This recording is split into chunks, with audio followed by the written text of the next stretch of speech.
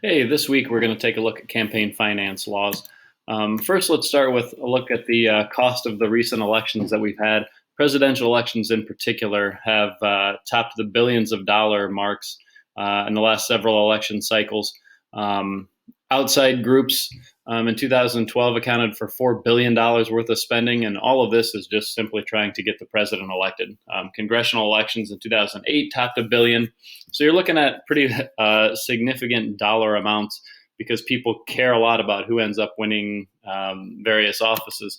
And so campaign finance law is designed to try to reduce the appearance of corruption between donors giving money to candidates and then the policies they end up creating. Not a lot of campaign finance law until the 70s. The only two conditions from the turn of the century were keeping foreign individuals from giving money to a candidate and keeping unions and corporations from giving directly to candidates. Starting in the early 70s, you get our most important set of campaign finance laws. It's called the Federal Elections Campaign Act. It was amended a couple of times, but it's got four major parts here that we're going to take a look at in detail. Let's start with contribution limits. What that means is there's a certain dollar amount that an individual may give to any single candidate who's running for federal office. Okay, I support President Trump in the next election. I can only give him $2,800 towards his reelection fund. Now I can give $2,800 to every single person running for every national office, but I'm limited to the amount that I can give any single individual. And we call that hard money. Hard money is simply the name we use to refer to money that's limited in the amount that's contributed. And as we'll see in a later slide, hard money is also disclosed and recorded so that the public knows about it. An individual can also give $5,000 to a political action committee.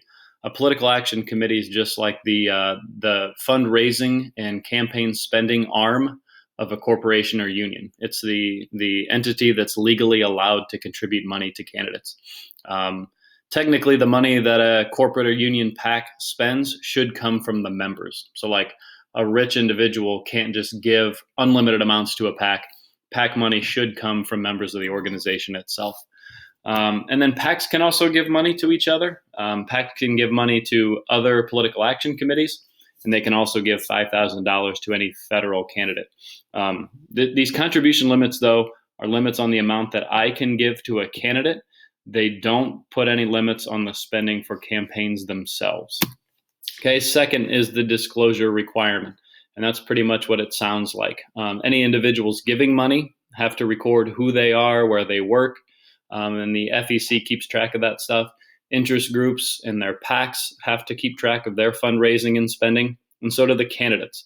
They have to disclose not only where their money came from, but they also have to explain their expenditures.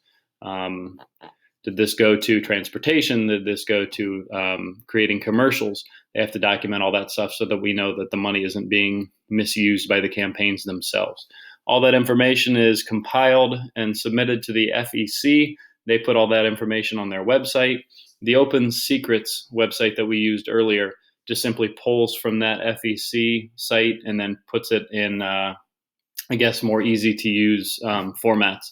But the idea behind all this stuff is that hopefully we can see connections between candidates and their donors. So if they're getting lots of money from, let's say, an oil company, and we can see whether or not oil companies are getting favorable legislation. Hopefully then we see those connections and we do something about it the next election cycle. The law also creates the Federal Elections Commission, and their job is as an independent regulatory commission is simply to enforce election law. You can see they have several commissioners. Currently, several of those seats are vacant, but the idea here is that there's at least some degree of bipartisanship in their decision making. They're a quasi-judicial organization, like we talked about in the bureaucracy unit. They're not only deciding who violated the law, but they also decide what the penalties should be. Okay, so the FEC is responsible for overseeing the enforcement of election law. And then finally, public financing. Public financing refers to essentially a public pot of money that candidates, if they qualify, can use to spend on their campaign. So taxpayers can check a box at the bottom of their 1040 form and send $3 of the dollars that were going to the federal government already, and they can divert that funding to this pot. And basically, The idea behind this is that candidates then won't know where the money came from, so they won't owe anyone any